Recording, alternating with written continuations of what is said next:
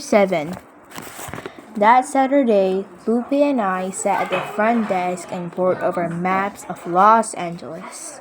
We were working with a thick directory of hotels that Hank got from the tourism office. When Lupe heard of my plan, she said she wanted to come with me. "Aren't you going to be busy with the Mats Cup?" I asked. Lupe put the map down. "Let's just say we don't exactly stand a chance." "What are you talking about?" "Well, at our first meeting, the coach didn't even show up," Lupe explained. "The other kids were all just messing around. They found the remote for the classroom TV and put on a movie. Somebody even bought popcorn." "Whoa!" I exclaimed. "And there were no adults there at all?" Lupe shook her head. "We did 0 maths. I'm doing more maths here, trying to figure out how many hotels are in Pasadena." She pointed at the list we'd made. There were 78 hotels in the greater Pasadena area, 119 if you included motels. That's when I noticed that next to the list in her notebook, Lupe had written Ethan with hearts next to it. I smiled and asked her, "So, how's Ethan?" Lupe moved the map over her doodled hearts, embarrassed. "He's fine," she said quickly. "It's okay if you have a crush," I told her. "Remember last year when I liked Dashawn?" My best friend shook her head. "I just wrote that to see what it was like. The other girls in class are always doodling guy's name, but I don't like him." "Oh." Quietly, she added, "I mean, he's smart and everything, and his armpits don't smell like onions. I know because I sit next to him in Matt's cup, but I just don't like him. Or any boy, for that matter." She took a deep, labored breath. Her voice lowered to almost a whisper. "Is that weird?" I shook my head. No, of course not." Lupe swallowed hard. I had no idea it was weighing on her this much. "You should see the other girls in high school," she said, her voice practically a whisper now. "They're always putting on makeup and talking about boys. They look at me like I'm a weirdo." I chewed my lip, feeling bad my best friend felt this way.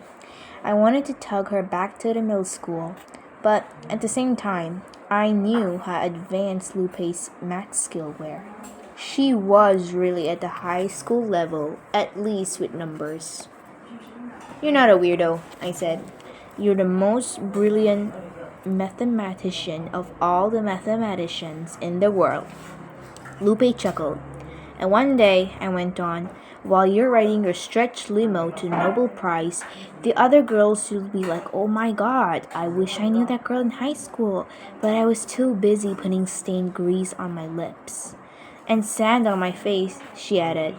I giggled, glad to be able to make her feel a little bit better. Then I told her what Bethany had said about my toothpick legs. Lupe wasn't the only one who worried about being a weirdo. "And what if she's right?" I asked. "What if there's nothing I can do about it?"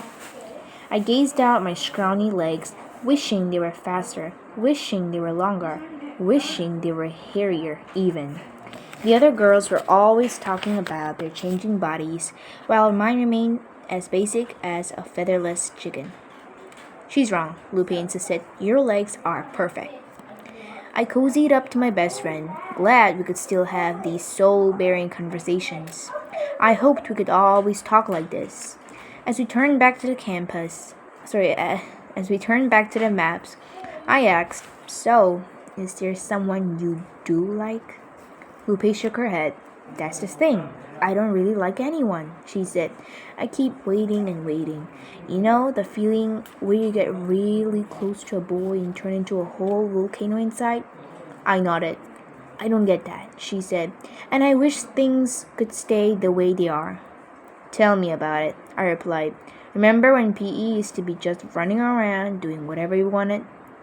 We both sighed, missing the good old days. I flipped through the directory, stopping at the Grand Anza.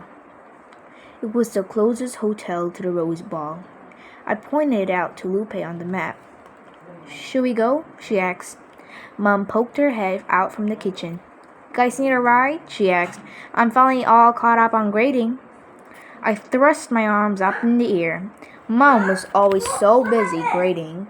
It was rare to spend a whole Saturday with her. So I literally jumped at the chance to drive with Mom to Pasadena. Let's go, I said. Lupe reached for a backpack, and I grabbed my reporter's notebook, pen, and Polaroid camera.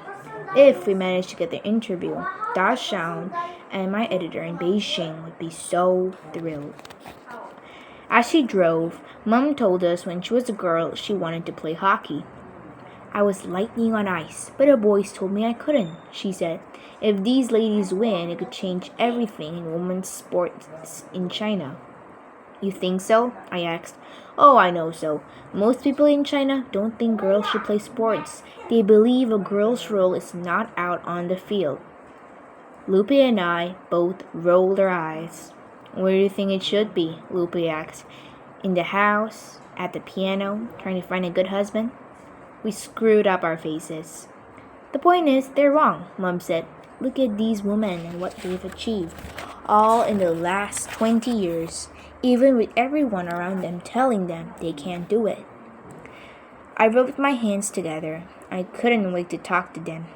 Mom asked Lupe how Matt's Cup was going. Lupe sighed. The coach, Mr. Jammer, didn't even show up. Mr. Jammer? Mom turned to me in the rearview mirror. That's the guy who's always talking in the meetings. Well, he's not talking at the Matt's Cup meetings, Lupe said. He hardly ever comes, according to the other kids. I guess he thinks, what's the point? We're going up against Centilla Beach, and they have so much money. Plus, college professors coaching them. Mom got off the exit at Pasadena. You mean to tell me you guys are up for the biggest maths competition in the state and you don't even have a coach? We have popcorn. Mom gave Lupe a funny look. One of the kids brought a big bag and Lupe groaned. You don't want to know. I could see my mom's problem-solving brain spinning hard. Finally, she slapped the steering wheel and declared, That's it. First thing Monday, I'm going to the administration to ask if I can coach you guys.